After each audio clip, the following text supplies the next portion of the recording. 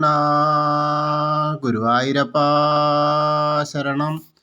ഗുരുവായൂരപ്പൻ്റെ ഉച്ചപൂജ കഴിഞ്ഞു, കളഭാലങ്കാരമൊക്കെ കഴിഞ്ഞു, നട തുറന്നു. നമുക്ക് എല്ലാവർക്കും ഗുരുവായൂരപ്പനെ കാണാൻ പോകണ്ടേ? എല്ലാവരും വരൂ. ഇന്ന് എന്താണ് ആ ശ്രീലകത്ത് ഗുരുവായൂരപ്പൻ ഏത് രൂപത്തിലാണ് നമ്മളെ ഭക്തരെ അനുഗ്രഹിക്കാനായിട്ടിരിക്കുന്നത് എന്നൊക്കെ നോക്കാൻ വേണ്ടിയിട്ട് നമുക്ക് ഗുരുവായൂരപ്പൻ്റെ ആ തിരുനടയിലേക്ക് പോവാം. അതിനു മുൻപ് നമുക്ക് ആ കിഴക്കേ നടയിലുള്ള ഗണപതി അമ്പലത്തിൽ വന്നിട്ട് വിഘ്നേശ്വരനെ കണ്ട് വിഘ്നങ്ങളൊക്കെ മാറ്റിത്തരാൻ വേണ്ടി അപേക്ഷിക്കാം. അങ്ങനെ പ്രാർത്ഥിച്ച് നമുക്ക് ആ ഗുരുവായൂരപ്പൻ്റെ ഗോപുരവാതിൽ കടന്ന് നടക്കാം. അങ്ങനെ നടക്കുമ്പോൾ ആ ഗോപുരവാതിൽ കഴിഞ്ഞ് ആ വാതിൽപ്പടിയുടെ അവിടെ എത്തുകയാണ്. വാതിൽപ്പടിയുടെ അവിടെ എത്തുമ്പോൾ നേരെ അകത്തേക്ക് നോക്കാം. ഇന്ന് ഗുരുവായൂരപ്പന് ശുദ്ധി ഉണ്ടായിരുന്നു. അപ്പോൾ നല്ല തിരക്കായി, കുറേ നേരം അങ്ങനെ ആയി. പിന്നെ ഉച്ചപൂജയും കളഭാലങ്കാരവും ഒക്കെ ഉണ്ടായി, വളരെ മനോഹരമായി. ഇന്നത്തെ കളഭാലങ്കാരം മേൽശാന്തി തന്നെയാണ്. പുതുമന ഇല്ലത്തെ ശ്രീജിത്ത് നമ്പൂതിരിയാണ്. വളരെ കേമമായിട്ട് നല്ലൊരു ഉണ്ണിക്കണ്ണനെ ചാർത്തിയിട്ടുണ്ട്. നമുക്ക് ആദ്യം മേൽപ്പത്തൂരിനെ ഒന്ന് സ്മരിക്കാം. ഇടത്തോട്ട് നോക്കിയിട്ട് വലതുഭാഗത്ത് നോക്കിയിട്ട് തൂണൊന്ന് നോക്കി തൊഴാം. അങ്ങനെ നമ്മൾ വരുമ്പോൾ ശ്രീകോവിലേക്ക് നോക്കുമ്പോൾ രണ്ട് കാൽപാദങ്ങളിലും കാൽത്തളകളിട്ട ആ പൊന്നുണ്ണിയെ ഇങ്ങനെ കാണാം. അങ്ങനെ നോക്കി നോക്കി വരുമ്പോൾ ഇരിക്കുന്ന പോലെയാണ്, എന്തോ അവിടെ ഇരിക്കുകയാണ്. അങ്ങനെ കാലിൻ്റെ ആ ഇതൊക്കെ കാണുന്നു. അങ്ങനെ വെളുത്ത മുണ്ട് പോലത്തെ മുണ്ടാണെന്ന്, വെള്ള മുണ്ടൊക്കെ ഇച്ചിരി വലിയ ആളായിട്ടായിരിക്കണമെന്നാണ് തോന്നുന്നത്. വളരെ നല്ല രസമായിട്ടുള്ള ഇരുത്താണ്. അങ്ങനെ ഇരുന്ന് നോക്കി നോക്കി വരുമ്പോൾ അരമണിയൊക്കെ കാണാണ്ട് കിങ്ങിണിയൊക്കെ തൂക്കിയിട്ട് ഇങ്ങനെ കുമ്പയൊക്കെ നിറച്ചിങ്ങനെ ഇരിക്കുകയാണ്. വലത്തെ കയ്യിലൊരു വെണ്ണുരുളുണ്ട്, ഇടത്തെ കയ്യിൽ ഓടക്കുഴലുണ്ട്, പൊന്നോടക്കുഴലുണ്ട്. അങ്ങനെ നോക്കുമ്പോൾ മേലേക്ക് ഇങ്ങനെ നോക്കി വരുമ്പോൾ മാറത്തൊരു പൊന്നിൻ്റെ ഗോപീതിലകമുണ്ട്, അതുപോലെ നെറ്റിയിലുമുണ്ട്. അങ്ങനെ രണ്ട് കൈവളകളുണ്ട്, തോൾവളകളുണ്ട്. അങ്ങനെ നോക്കുമ്പോൾ കിരീടമൊക്കെ വെച്ചിട്ടുണ്ട്, തിരുമുടിമാല 2 ഉണ്ട്, തെച്ചിയും തുളസിയായിട്ടുള്ള ഒന്നും, വെളുത്ത പൂവും ചെറിയ തെച്ചി പൂക്കളുമായിട്ടുള്ള ഒരെണ്ണം. അതുപോലെ ഉണ്ടമാലകളുണ്ട്, തുളസിയും തെച്ചിയായിട്ടുള്ള ഒരെണ്ണം, വെളുത്ത പൂവ് തന്നെ. അതേമാതിരി താമരയുണ്ട്, താമരമാലയും കൂടി ചേർത്ത ആ 2 ഉണ്ടമാലകളും. അങ്ങനെ വളരെ മനോഹരമായിട്ട് ഉള്ള ആ അവതാരമാണ് ഇരിക്കുന്നത്. നമ്മളെ ഭക്തരെ നോക്കി പുഞ്ചിരിച്ചുകൊണ്ടാണ് ഉണ്ണിക്കണ്ണൻ അവിടെ അങ്ങനെ ഇരിക്കണതേ. എല്ലാ ഭക്തരെയും നോക്കിയിട്ട് അനുഗ്രഹിക്കാനായിട്ടുള്ള ഇരുത്താണ്, നന്നായിട്ടുള്ള ഇരുത്തം കാണാണ്ട്. അപ്പോൾ എല്ലാവരും ആ ഗുരുവായൂരപ്പൻ്റെ തിരുസന്നിധിയിലാണ് എന്നെ ശ്രവിക്കുന്ന എല്ലാവരും ഇപ്പോൾ ഗുരുവായൂരപ്പൻ്റെ നടയിലാണ് നിന്നിട്ട് ശ്രീകോവിലിൻ്റെ ഉള്ളിലേക്ക് നമ്മൾ നോക്കി തൊഴുകയാണെന്ന് സങ്കല്പിക്കുക. അപ്പോൾ ആ ഗുരുവായൂരപ്പൻ നമ്മുടെ കൂടെ ഉണ്ടാവും. അങ്ങനെ അവിടെ നിന്ന് തൊഴുത് നമുക്ക് നേരെ പുറത്തേക്ക് ഇറങ്ങാം. അങ്ങനെ വരുമ്പോൾ തിടപ്പള്ളിയിലേക്ക് നോക്കുക.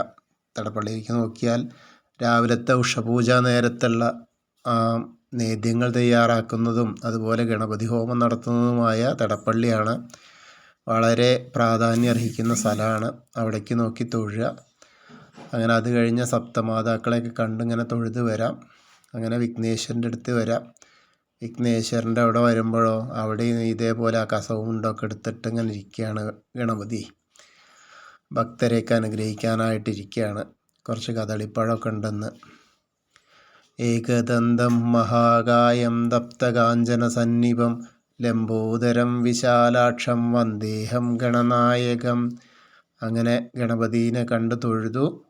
ഏത്തൊക്കെ ഇട്ട് തിരിയുമ്പോൾ സരസ്വതി ദേവീനെ കാണാം. സരസ്വതി ദേവിയുടെ അവിടെ ഫോട്ടോ കാണുന്നു. അവിടെ നോക്കിയിട്ട് പ്രാർത്ഥിക്കാം. സരസ്വതി നമസ്തുഭ്യം വരദേ കാമരൂപിണി വിദ്യാരംഭം കരിഷ്യാമി സിദ്ധിർഭവതു മേ സദാ. അങ്ങനെ കണ്ട് തൊഴുത് ഇനി നേരെ അങ്ങോട്ട് ഇറങ്ങി നടക്കുമ്പോൾ ചെറിയ ഗണപതി വിഗ്രഹം ഒന്നുകൂടി കാണാം. പിന്നെ മത്സ്യം, കൂർമ്മം, വരാഹം, നരസിംഹം വരെ ആ ഭാഗത്ത് കാണാം. അതൊക്കെ കണ്ടിങ്ങനെ തൊഴുത് വീണ്ടും മേൽശാന്തിയിൽ അവിടെ വന്ന് അർച്ചന പ്രസാദമൊക്കെ വാങ്ങാം. കളഭമൊക്കെ അവിടെ നിന്ന് കിട്ടും, അതൊക്കെ വാങ്ങി തൊഴുക. അങ്ങനെ അനന്തപത്മനാഭസ്വാമിയെ കണ്ട് തൊഴാം.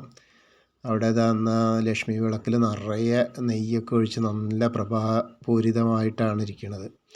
നിറയെ തുളസിമാലകൾ ചാർത്തിയിട്ടുമുണ്ട്. അലങ്കാരത്തോടു കൂടി തന്നെയാണ് ഇരിക്കുന്നത്. അത് കഴിഞ്ഞാൽ ശ്രീകോവിലിൻ്റെ പുറകുവശത്തായിട്ട് സാഷ്ടാംഗം നമസ്കരിക്കാം. നമുക്ക് മുൻവശത്ത് പറയാൻ കഴിയാത്ത കാര്യങ്ങളൊക്കെ ബാക്കി പുറകുവശത്ത് പറയാം.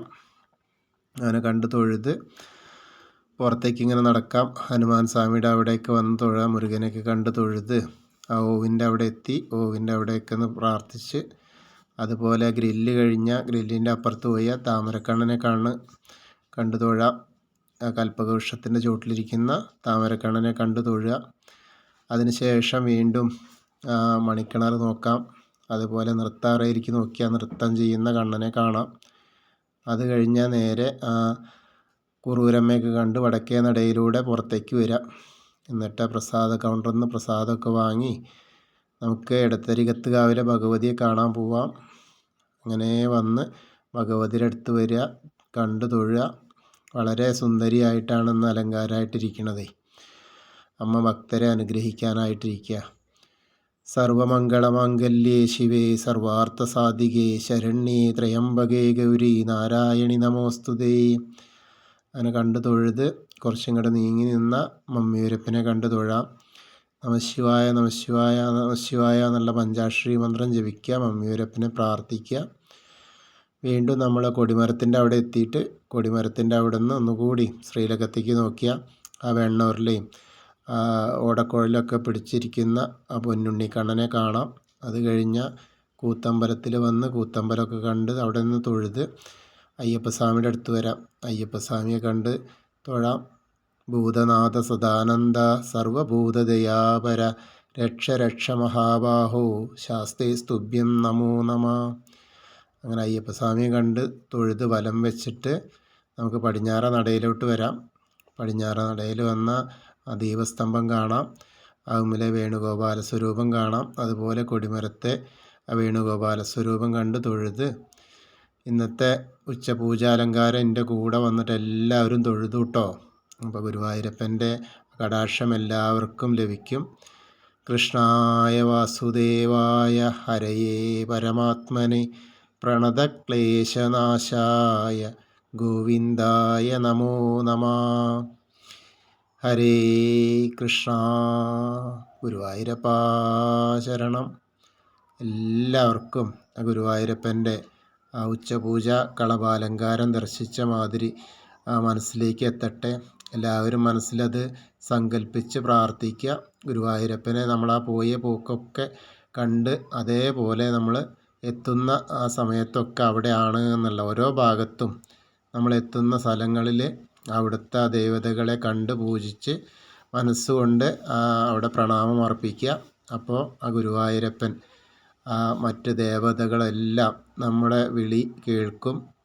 എല്ലാവർക്കും ഗുരുവായൂരപ്പൻ്റെ ആ കടാക്ഷം പ്രസാദം ലഭിക്കുമാറാവട്ടെ. ഹരേ കൃഷ്ണ. ഗുരുവായൂരപ്പാ.